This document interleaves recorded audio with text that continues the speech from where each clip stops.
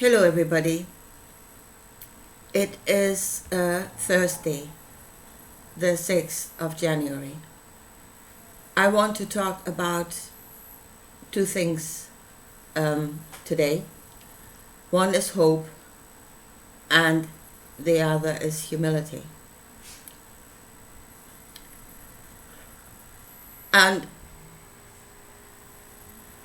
this is all about knowing the Creator and receiving of the Creator, asking correctly, and also, and here's the most important thing, having the right view of that of which you receive, the way that you know the Creator. Because you receive according to what you know. It is that which you believe, which is knowing. So what do you believe the Creator to be? How do you know Him? According to that you will receive. How do you know Him? How do you know yourself? You know yourself as the light that receives of the light. And then hope and humility are giving us perspective. I want to talk about hope first. And I was thinking about Jesus when he spoke and he said to Peter that he, on his way to Jerusalem, that the Son of Man must suffer many things. And it occurred to me that from what he said was happening to himself at that moment, and then going to his end time vision, is actually the greater picture of his own suffering. You know, the Son of Man being him, in that going to the cross, and now it is humanity. The outcome has become humanity. But he said, that's what he said. And then Peter said, I hope this will not happen. And he rebuked him. He said, get ye behind me, Satan. So what was it he actually rebuked at that moment? It was hope. He did rebuke hope. And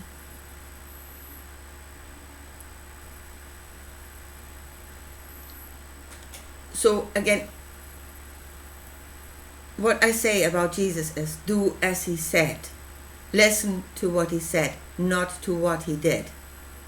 Or what he said his own personal way. Because he said, those that will follow me go to the cross. Because what he did in the end is he narrowed hope down to one possibility. This is what will save us, or the Jews at that point. And the hope was that something would come to sort this out. Rule us with a rod of iron and just make it right. Coming from outside of us. But if you think, and he said it himself, with God, and in this moment we're talking about the Creator, and in the Bible everything is hidden in the same word, and you really have to discern which part of creation he's actually talking about, because it would talk about the Creator, it would talk about a God, which is only a part, it would talk about a spirit, a thought and energy. So you must discern which part it's actually talking about. So in this, with him, everything is possible, is talking about the Creator. And that is the field of all possibilities. So hope is that something will come out of the field of all possibilities. not narrowed down to one. So that we place our hope in the Creator, in the Giver, then the possibilities are endless of what could happen next. And the other main difference between believing on the Creator and believing on a God is that this God obviously asked for payment. He asked for a sacrifice in order to come and save. The Creator does not ask. He is the giver, pure altruism.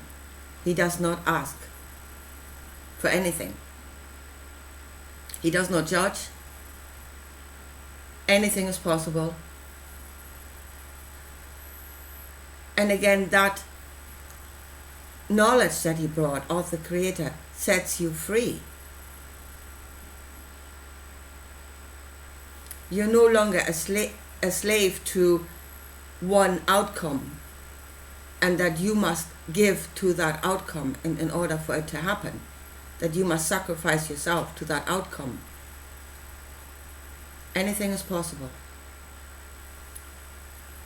And then you receive according to what you know. It puts you in a completely different position.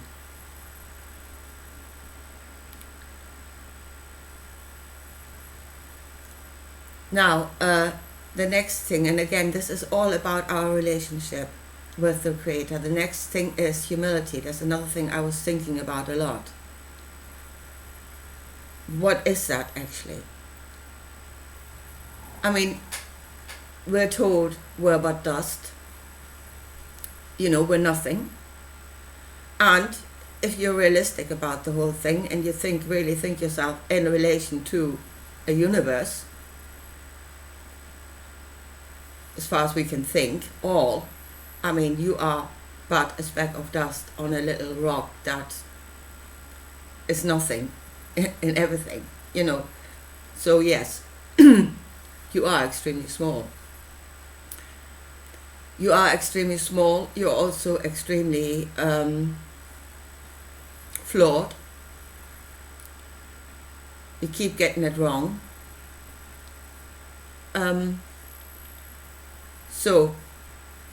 But out of this perspective, then look at the Creator. He gives without judgment to all. So your humility, the correct knowledge of yourself, does that not make the Creator greater? It glorifies Him. And the other thing is, and this is something I've thought about, especially since we're just through Christmas and the season of giving, and it is really the light inside of us that knows. So it is the light inside of us, our love, our compassion, that knows how it is being received. And in that is a knowledge of the Creator. So during especially the season of giving gifts, how do you give that gift and how is that gift received? If during Christmas now, many of us, especially in this at this time, we made sacrifices in order to get gifts for others. And if we truly bought gifts, not just get a gift card for somebody and there you have 20 quid. But we really put thought into the gifts. Would they like it? And there's our empathy, our knowing of others going into that gift. Would they like it? Is it something that is helpful for them now? Especially in this time, I think, especially I did this year, it was not only would they like it, would it bring joy, but is it in some way helpful, you know, practical gifts. But if you put all of that into it and then you give the gift, and it is worst case scenario being received with an air of entitlement, which really diminishes all that you have done, as if it was nothing, you know, like you were duty bound to do that anyway. So you've just done what you had to do, so thank you. And that is, it's really a slap in the face if your gift is received in that way. But that is the light of us, in us, knowing in a way how the Creator feels.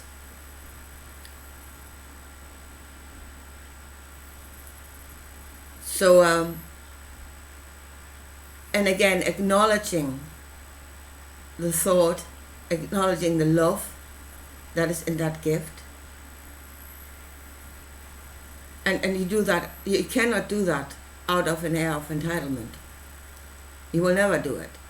So there it is, you need humility in order to see and to acknowledge the love, the compassion, the sacrifice that went into giving to you.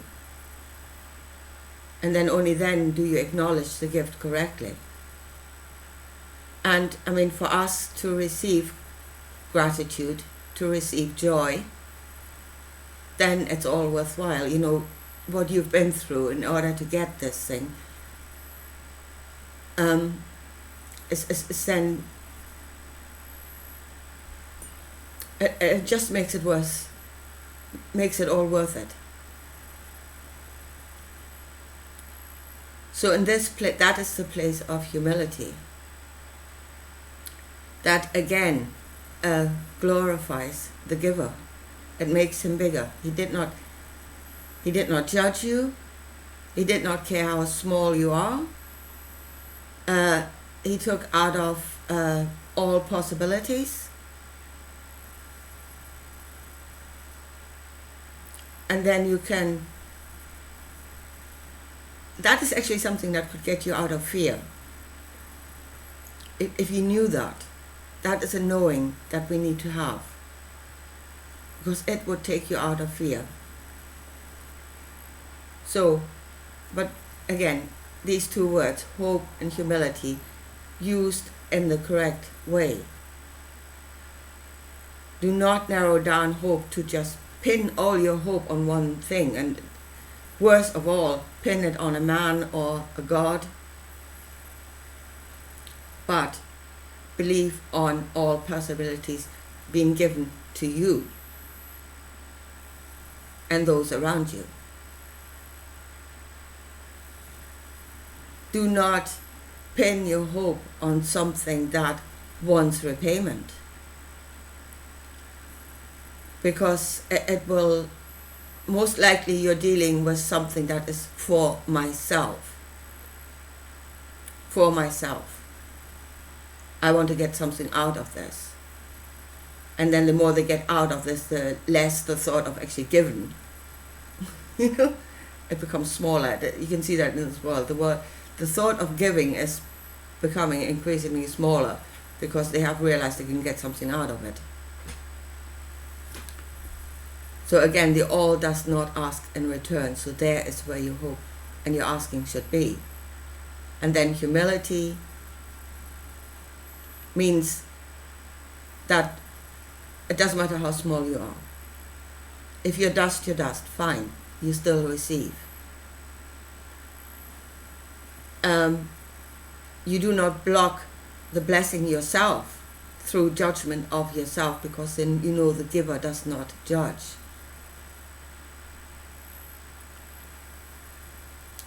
And the last thing is really gratitude and joy. And then maybe we should, as we are, see what we have already got, what we should be grateful for,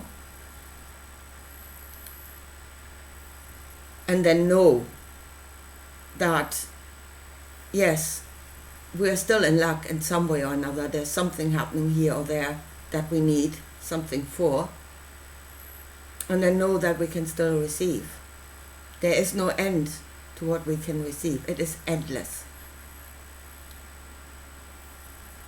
But do not receive out of an air of entitlement, because it diminishes the giver.